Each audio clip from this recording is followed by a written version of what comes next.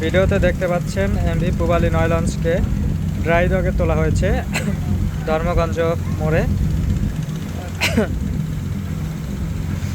সম্ভবত সংস্কার কাজ করা হবে চরমন্তাস রুটের পূবালী নয় লঞ্চকে।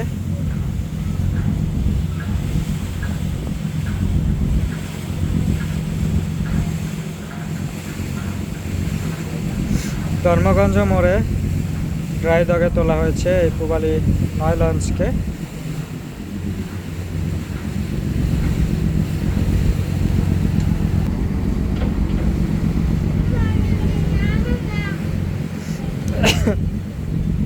নিচের তলদেশ সহ বিভিন্ন সংস্কার কাজের জন্যই তোলা হয়েছে লঞ্চটিকে।